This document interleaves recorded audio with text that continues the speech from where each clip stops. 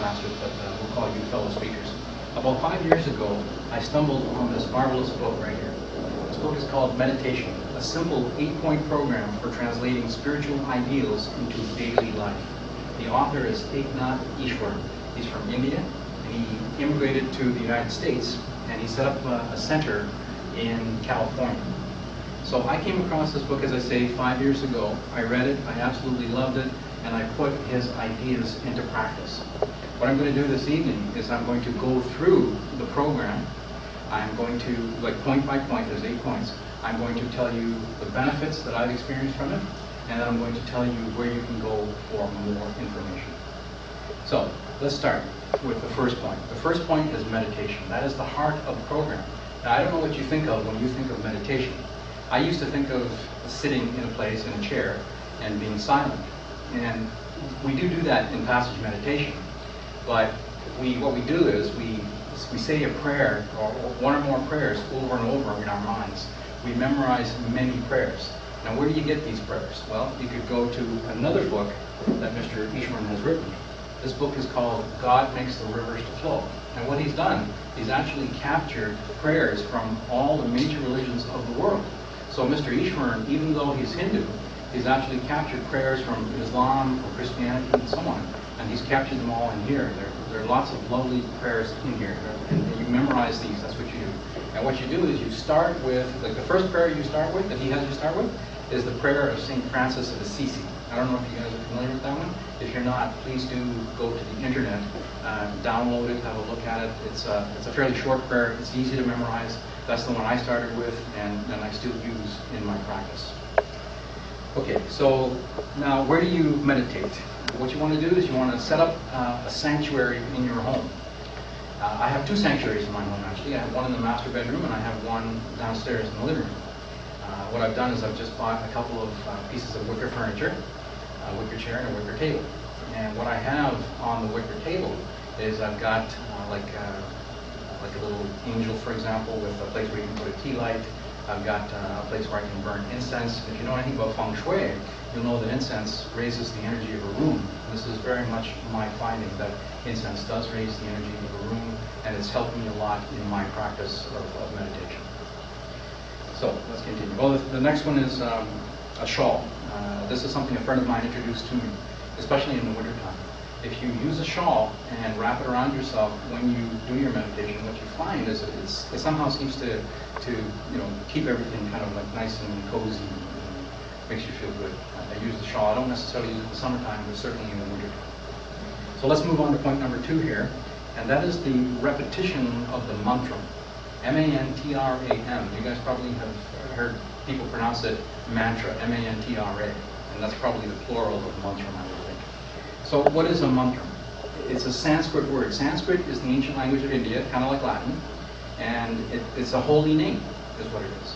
So if you call yourself Christian, you might use the name of Jesus. You might say Jesus a lot. Or if you're Catholic, you might say Hail Mary a lot, or Ave Maria throughout the day. You say that, just to yourself. You don't say it out loud, just say it to yourself. If you're Hindu, you might say Rama Rama Rama, which is what Mahatma Gandhi used to say to himself. So let's move on. Number 3, slowing down. Now, I was terrible for this one. When I was younger, I used to wake up in the morning and I would time it so that I had exactly 5 minutes to have my breakfast and 5 minutes to get to work. It was absolutely ridiculous. My whole day was kind of like rushed.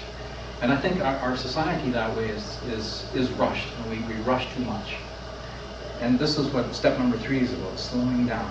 And let me tell you some of the consequences of hurry, according to Mr. Easwaran. It results in tension, insecurity, inefficiency, superficial living, and illness. And what he even suggests is that hurry sickness is a key component in type A behavior, which results in heart disease.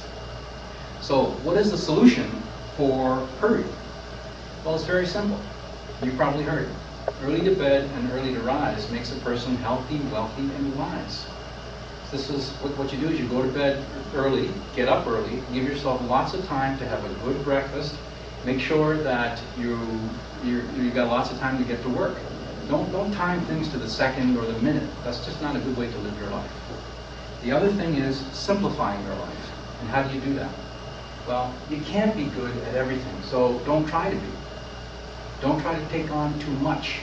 Not a good idea. And learn to say no. That's another thing.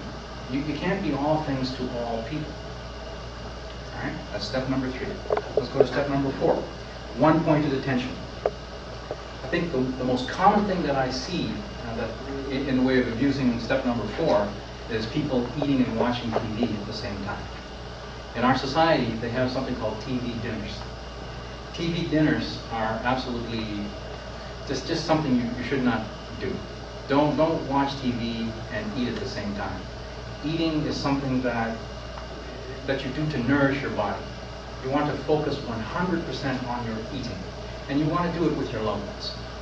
I make it a point to have dinner as often as I can with my children. I don't always get the chance to do so because, maybe I'm going to Toastmasters, maybe they're out with their friends and so on. We don't necessarily always get to have breakfast. We certainly never get to have lunch together except on weekends.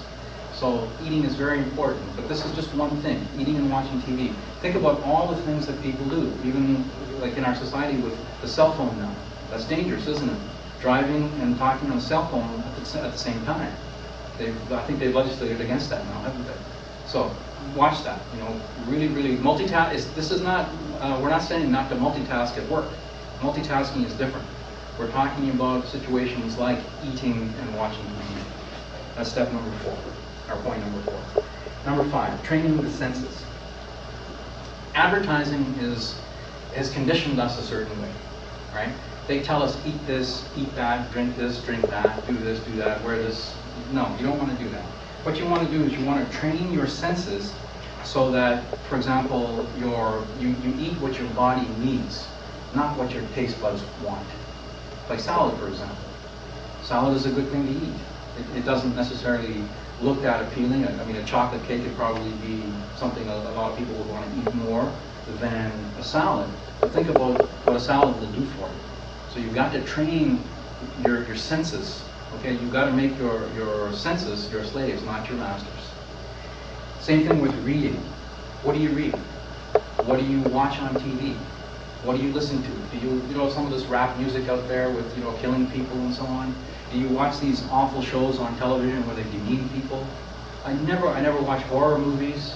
I won't. I will not do that. I will not let my children do that either, because I know the kind of images that are going to be with them. We don't wish to do this. Point number 6, putting others first. The Bible says, love your neighbor as yourself. It doesn't say more than yourself or less than yourself. It says as yourself. So that means that, think about it, it's compromise is what it is. You want to start with your family and friends. Compromise. You can't have, you don't want to always have your way. You've got to let other people have their way too. It's compromise. This is putting others first. Point number 7, reading in world mysticism. So this is an excellent book right here, God Makes the River Flow. He's taken works from the major religious traditions, Hinduism, Islam, Christianity. It's a fantastic book. I encourage you to pick up a copy. And what he suggests you do is, after your evening meditation, you read for a while before you go to bed. Why? What kind of images do you have before you go to bed? Can you imagine watching a horror movie before you go to bed? Is that what you want to do to yourself? You're going to have nightmares for sure. But if you read stuff in here about being kind, about being humble, about being peaceful, about doing right, just imagine how well you will sleep. It'll be fantastic for you. Number 8, spiritual association. What is that? In Sanskrit, the word satsang, S-A-T-S-A-N-G, or S-A-N-G-A sometimes. Satsang just means spiritual association, associating with those who are spiritually oriented. Now, some people go to church, or Hindu temple, or mosque, or whatever, once a week. That is association. But don't limit it to that. Also engage in other activities with these people. It will benefit you a lot. So, where do you go for more information on? So, we've talked about the 8 points. I think you've got a good idea what the 8 points are. Where do you go for more information? Well, I forgot to talk to you about the benefits, by the way. These are the benefits that he lists here, okay?